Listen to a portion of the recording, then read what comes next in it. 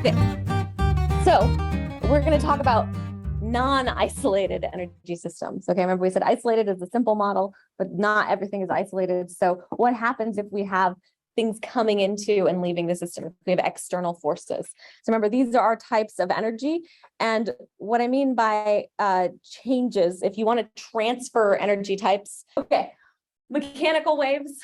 Okay, that's sound waves, essentially. It could also be like ocean waves. So you're transferring energy through matter. Heat is another way we can transfer one type of energy to another. Work from like external forces, like remember the block on the ramp, you could push the block, that would be an external force.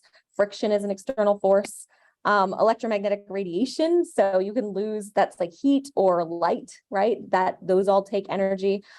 Matter transfer, that's like when you put gas in your car and then you light it on fire and turn it into kinetic energy.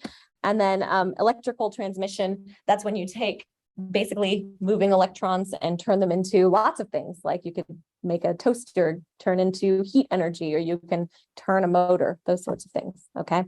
So these are all the types of ways you can transfer energy from one thing to another. So let's talk about transfer mechanisms. So let's say you're watching TV. What transfer mechanisms? So what's the input to your TV? Electrical, right? But what's leaving your TV? And it could be one or many of these. So pick the answer that makes the most sense. Mostly thinking D, some A's and B's. Please discuss. We'll vote again. Think about what's coming out of your TV again. Okay. Oops. Well, now you've been given the answer. I'm going to turn this off. Oh, good. Shockingly, we thought D. Okay. So what comes out of your TV? No. Heat, yes, especially with an older TV. Light, right? Because that's how you see the picture, and sound, hopefully, if your TV is working. So that would be heat. Heat's easy. It's called heat. Yeah. Mechanical waves. What does that mean? Sound, right? That's physical, moving through physical stuff. And then electromagnetic radiation, that is light. Okay, that's the fancy physics way of saying light. Although that also includes like radio and gamma and all these other things. But hopefully your TV is not sending gamma radiation at you. There was a lot of scary, people got real scared about like sitting near TVs in the past. But our TVs are much different. So here's a side note on TVs. The old TVs are actually way cooler from a physics perspective, because how does an old TV work? The vacuum tube is because what it's doing is it's shooting electrons at a phosphorescent screen, right? Which is, there's like so many terrible chemicals, and like there is some sort of crazy radiation. It's not actually dangerous for you, but it has an electron gun in the back, and it just paints the picture over and over onto the screen. And if you have color, there's multiple layers that you have to paint, because you have to paint like red, green, and blue. And it's not the same as pixels, right? The TVs now are just a bunch of tiny LEDs that light up red, green, and blue. So you don't have this, the refresh rate is still there, but it's not because it takes time for the gun to like shoot across the TV and paint the picture. But yeah, an old TV, if you ever like have a chance to smash one into pieces, it's a vacuum tube with an electron gun. It's like a small particle accelerator that you keep in your house, which people were understandably nervous about, but it's like actually kind of boring from the perspective of that. Another exciting thing about old TVs is you actually had to use special relativity to calculate how to do it, or your picture would come out blurry, because the electrons move fast enough that they're relativistic. So in order to calculate how to get the picture to look nice, it actually requires special relativity, which feels like a relatively new branch of physics, but it's like definitely older than you, and was used to make TVs we don't even use anymore. So yeah, old tube TVs, really cool, but horrible if you have to move. Yeah. Get started. In the chat either. Okay, so let's talk about conservation of energy. We've already talked about isolated systems. Does anybody remember what an isolated system meant? It's just a fancy word. Whatever you want it to be. Well, what's the difference between isolated and not isolated? Non-isolated is energy that crosses the boundary of the system. Excellent reading, yes. But okay, what's isolated then?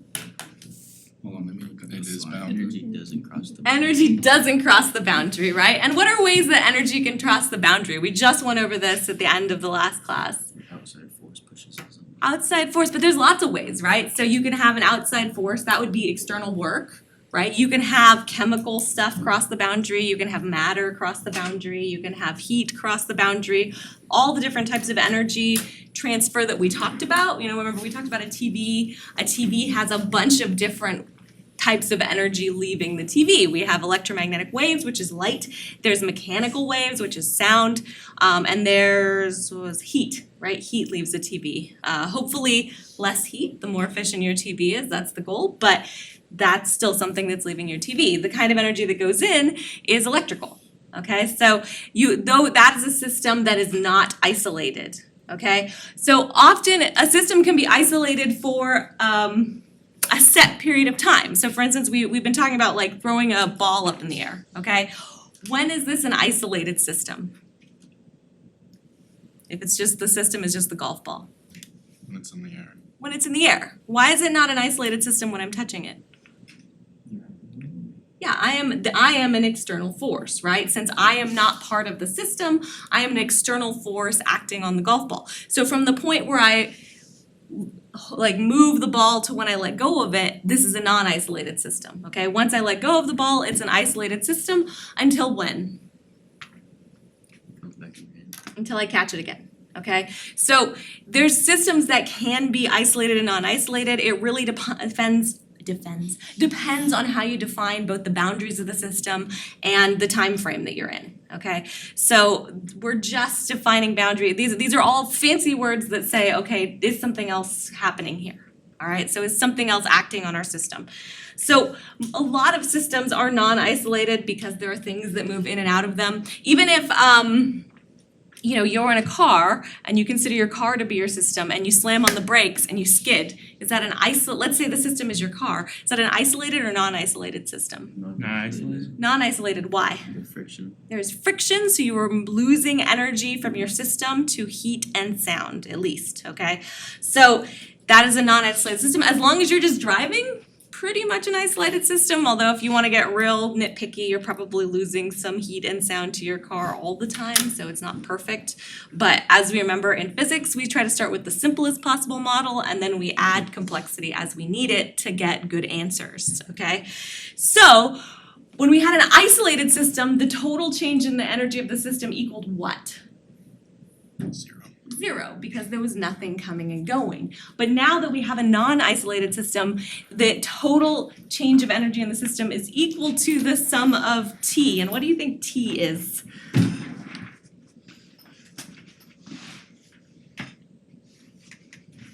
Well, let's just define some things. So here's a system. We're making this sort of a cartoon. Inside your system, you have these types of energy. Remember, kinetic energy, potential energy, internal energy. So when we talked about the isolated system, we were mostly talking about mechanical energy that was trapped inside the system. If we talk about thermodynamics, we do internal energy that's mostly heat, okay? Which is really just potential and kinetic energy of atoms and molecules for the most part. But we put our boundary here. This is our total change in energy of the system. The boundary is where things cross. So here's our system boundary. Here are the things that can go in and out of our system. Here are our T's, okay? Work, mechanical waves, heat, and also matter transfer, electrical transmission, and electromagnetic radiation. And remember, electromagnetic radiation is basically light, but it's the whole electromagnetic spectrum, so it includes radio waves, gamma, X-rays. Those don't come up as often, but they're all included in electromagnetic waves, okay? And we'll spend a lot of time dealing with that in the next semester, but just a preview, okay? Electrical transmission also shows up in the next semester. So, remember, this can change the work that you put into a system, because remember, work kinetic energy theorem says we're just dealing with this. And that's because in this class we're dealing with mostly just physical forces and therefore work. So you put work into a system, it gives you your total energy, which is that flat line on the energy graph, and then it's a balance between potential and kinetic. Now we're saying, well, you can put in this total amount of energy and then you might lose some to other things, okay? Or you might add some. So your total system energy, this is really just accounting, okay? You start with a certain amount of energy in the system, and they just have to figure out what's going in and out. All right, so we're just adding a little bit more complexity to what we're already doing. Now this equation looks horrible, but it usually doesn't end up being this complicated. So it says your change in total energy, which was your change in kinetic plus your change in potential plus your change in internal, those are all the energies that can stay inside of a system, is equal to all of these possible energy transfer mechanisms, okay? And we've dealt mostly with, if you just erase all of these, this part, but this is a general equation for conservation of energy, which is annoying, but it really is just comprehensive, okay? So you just have to remember, these are the types of energy that can stay isolated within a system. These are the type of energies that cross a boundary. When you're reading a problem, you're just looking for these, and you're probably gonna get one or two. You're probably not gonna have this many terms. Most of these terms in most problems become zero, okay? So you don't have to memorize this. All you have to really remember is this stuff goes on this side, and it's mostly kinetic and potential. Internal energy is just heat, okay? This will come up in the next semester when we talk about thermodynamics. And then this is all any kind of energy transfer that can cross the boundary, okay? Cool. Let's try, and really this is just about defining the terms and defining how we talk about these things in physics. It's not changing the way that we interact with the world, it's just changing the way we set up the math, okay? So let's try a clicker question, just to sort of give us an idea of what's in our system, what's outside of our system, and what that means. Mostly thinking B, there's a couple A's, so please discuss and we'll vote again.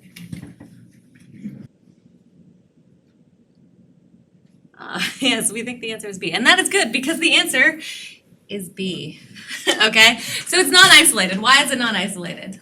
There's friction on the surface. There's friction on the surface, which means what kind of energy are we losing from the system? Heat. Heat, right? Because it said ignore sound, but we didn't say ignore heat. So you're definitely losing heat to friction. Let's try another problem. We're changing our what we define as our system.